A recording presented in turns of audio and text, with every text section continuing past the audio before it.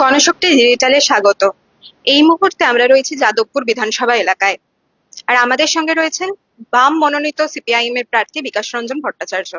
জেনে নেব কেমন চলছে যাদবপুরের ভোট পর্ব। কি বলবেন? সকাল থেকেই যাদবপুরের সাধারণ ভোটাররা প্রবল উৎসাহ নিয়ে তারা ভোট দিয়েছেন। দীর্ঘ লাইনে তারা দাঁড়িয়ে থেকে তাদের ভোটাধিকার প্রয়োগ করেছেন। সামগ্রিকভাবে এলাকা শান্তিপূর্ণ।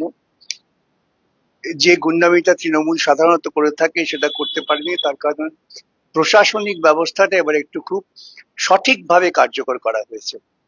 সে আমরা বলি না, প্রশাসন যদি সঠিকভাবে কাজ করে তাহলে গুন্ডারা তো কিছুই করতে পারে না। তো গোটা এলাকায় সামগ্রিকভাবে পরিস্থিতিটা মোটামুটি ভোটদানের পক্ষে সুন্দর। আপনি বললেন যে মানে এসআইআর পরবর্তী সময় এখন মানুষের ভোটদান যথেষ্ট সুন্দরভাবে তারা ভোট দিচ্ছেন এবং তারা স্বতঃস্ফূর্ত হয়ে ভোট দিচ্ছেন। এটা কি এসআইআর এর প্রভাবই এটার কারণ, নাকি আরো অন্য কোনো বিষয় রয়েছে? এসআইআর এসআইআর বলে কিন্তু মূল বিষয় থেকে মানুষের দৃষ্টিভঙ্গিটাকে কায়দা করে সরিয়ে দেওয়া হচ্ছে। এই ব্যাপক মানুষ ভোট দিয়েছেন তৃণমূলের চূড়ান্ত দুর্নীতি, রন্ধ্রে রন্ধ্রে দুর্নীতি। বাংলার মানুষের পক্ষে এটা অত্যন্ত লজ্জাজনক পরিস্থিতি। আর বাংলার বুকে যা ইতিপূর্বে কেউ কখনো দেখেনি বিজেপির এই ধর্মীয় মেরুকরণ, মৌলবাদী চিন্তা। আমি আগেও বলেছি যে বিজেপি প্রকৃতপক্ষে মানে মোদী আরএসএস পরিচালিত বিজেপি হিন্দু ধর্মের ইসলামিকীকরণ করতে চাইছে। হিন্দু ধর্মের মূল বিষয়টা হচ্ছে বহুত্ববাদ।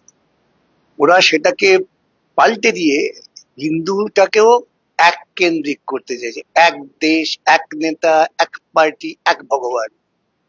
তাই ঘুরে ফিরে ওরা জয় শ্রীরাম, জয় হনুমান। হনুমানটা কেন বলে? সে অন্ধভক্ত ছিল রামের। ওরা এই অন্ধত্বকে লালন পালন করতে চাইছে, যা মূলত হিন্দু ধর্মের মূল চরিত্র বিরোধী। এছাড়া আপনি বললেন যে তৃণমূলের যে একটা দুর্নীতি বা তৃণমূলের যে প্রভাবিত করার চেষ্টা, সেটা কিন্তু অন্যান্যবার থাকে। এবারও কয়েকটা এলাকায় আপনাদের এখানে কিন্তু এরকম ঘটনা ঘটেছে, যেমন রায়পুরে ঘটেছে এবং অশোকনগরের দিকে একটা ঘটনা রয়েছে।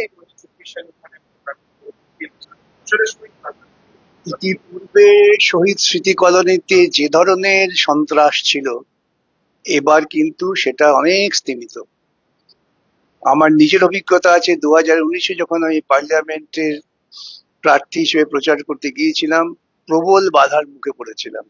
কিন্তু এবার আমরা এই সুব্রতর নেতৃত্বে, কান্তিদাও ছিলেন, আমরা গিয়েছি, শহীদ স্মৃতিতে মানুষ এসছেন, কথা বলেছেন, আমাদের সঙ্গে কথা বলেছেন। কিছু কিছু তৃণমূলী তারা বিরোধিতাও করেছেন, কিন্তু সামগ্রিকভাবে একটা পূর্ণ সন্ত্রাস পরিবেশ থেকে মানুষ বেরিয়ে এসছে। আজকে সকাল থেকে ভোটের যা চিত্র আমরা দেখলাম শহীদ স্মৃতি কলোনিতে, সেটাও ইতিবাচক। ভোটের ফলাফল যাই হোক না কেন, মানুষ তার স্বাধীন মত প্রকাশ করার মতো সুযোগ পাচ্ছে।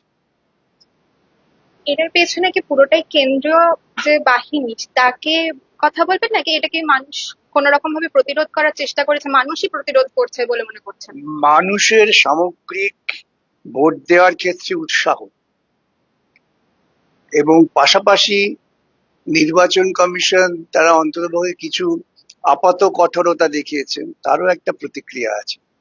গুন্ডারা ভয়ানক ভাবে পুলিশকে ভয় পায়। যেই একটু পুলিশি অপারেশন হয়েছে, বাইরের রাজ্যের পুলিশ তো, এ রাজ্যের পুলিশ না যে আমি চিনি একসঙ্গে বসে সন্ধ্যেবেলা জলপান করছি তাই তাই কিছু বললাম না। এবার ওরা ঠিক যে নির্দেশটা কার্যকর করা দরকার শান্তিপূর্ণ অবস্থা রাখার জন্য, সেই নির্দেশটা কার্যকর করেছে। এটা একটা দিক মানতেই হবে। এটা থেকে বরং প্রমাণ হয় যে প্রশাসন যদি চায় যে তারা নিয়ম মেনে কাজ করবে, তাহলে সর্বক্ষেত্রে এই পরিস্থিতি শান্তিপূর্ণ থাকে। প্রশাসন যখন চায় না বা গুন্ডাদের সঙ্গে প্রায় নীরব সহমত জ্ঞাপন করে, তখন গুন্ডামি বাড়ে।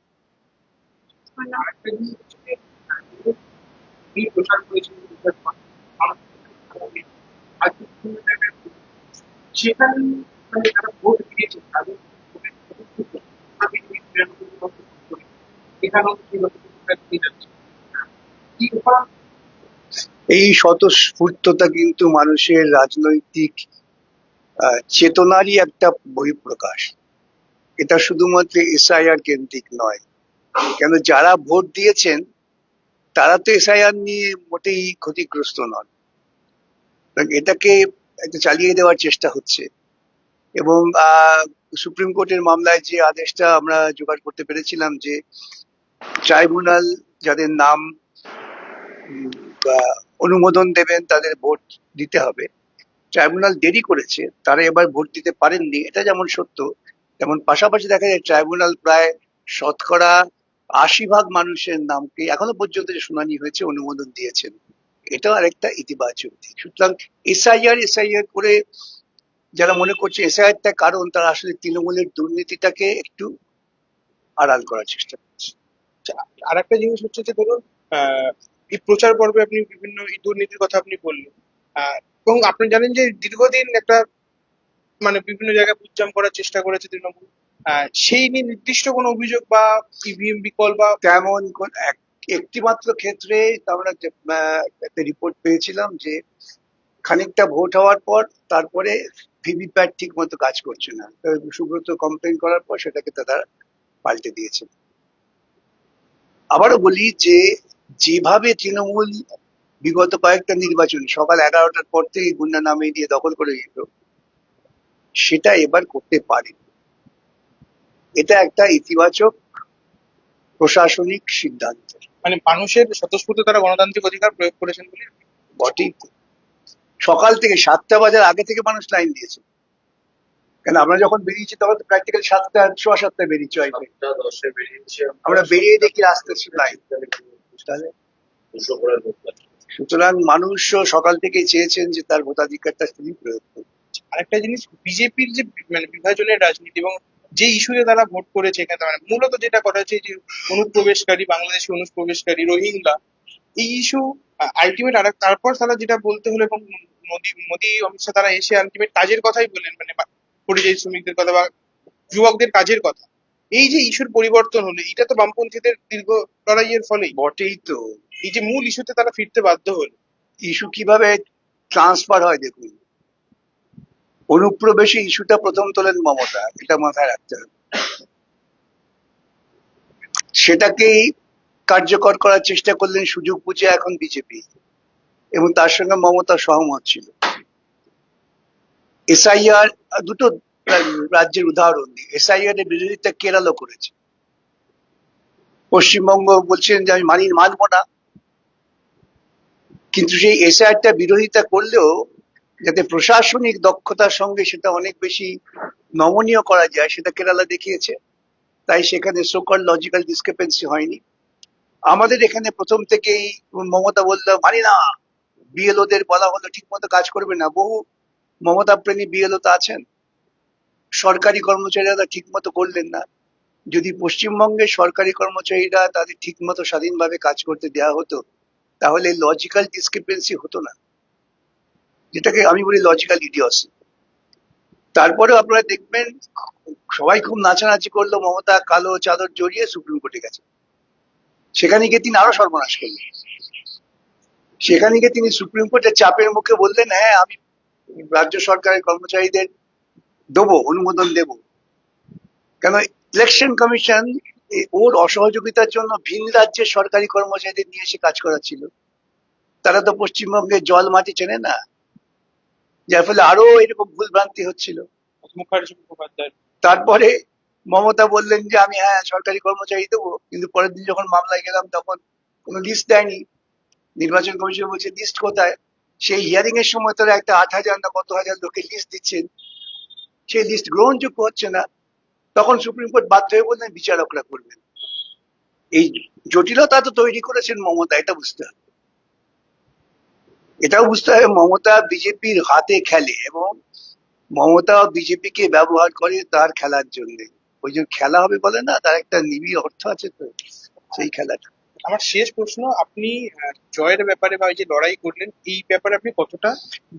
আমি সবচেয়ে বেশি খুশি এবং প্রাণিত আমার কর্মীরা যেভাবে কাজ করছে। জয়টা কি হবে পরের কথা, কিন্তু হতোদ্যম হওয়া কর্মীরা তারা নতুন উৎসাহে উদ্যমে যেভাবে কাজ করেছেন, এটা সবচেয়ে বড় আমাদের পাওনা। এটাকে ধরে রেখে আমার এগোতে হবে। আমাদের কমিউনিস্ট পার্টির যাত্রা তো একটা নির্বাচন কেন্দ্রিক না, আমাদের যাত্রাটা কিন্তু অনেক লম্বা, সমাজ পরিবর্তন লক্ষ্যে। সেক্ষেত্রে আমার পার্টি কর্মীরা যারা উৎসাহিত হয়ে কাজ করেছেন, সেটা হচ্ছে আমার কাছে একটা অত্যন্ত ইতিবাচক দিক। এখনো প্রায় 2 ঘন্টা ভোট রয়েছে। আহ, যারা ভোট দিলেন না বা যারা দেখছেন আমাদের দর্শকরা, তাদের উদ্দেশ্যে আপনার বার্তা কি? প্রচুর মানুষ ভোট দিয়েছেন, প্রচুর মানুষ ভোট দেবেন, এবং বহু মানুষ আমরা যখন গিয়েছি ভোট দিয়েছেন বা দিতে যাচ্ছেন, তারা সেখানেই শুভেচ্ছা জানিয়েছে। এটা একটা আমি মনে করি ইতিবাচক প্রবণতা। এই যখন এখানে ঢুকছিলাম অফিসে, এক যুগল, হয়তো যুগলই হবে, তারা মোটর বাইকে যাচ্ছিলেন, মোটর বাইক দাঁড় করিয়ে বলে, স্যার আপনাকে দেখতে পেলাম, আমরা আপনাকে ভোট দিয়েছি। এটা মানুষের আবেগের প্রকাশ, আর কিছু না। সেটা দিয়ে দেখা যাক বাস্তবতা কি দাঁড়ায়। আপনারা শুনলেন প্রার্থীর মুখ থেকে কি কি অবস্থা যাদবপুরের, কেমন চলছে সেখানকার ভোট প্রক্রিয়া। প্রার্থী কিন্তু নিজেই বললেন যে মানুষ আবেগের একদম স্বতঃস্ফূর্ত বহিঃপ্রকাশ ঘটছে এই ভোট উৎসবে। এই ভোট উৎসবের আরো খবর দেখার জন্য চোখ রাখতে হবে কিন্তু গণশক্তি ডিজিটালের পর্দায়।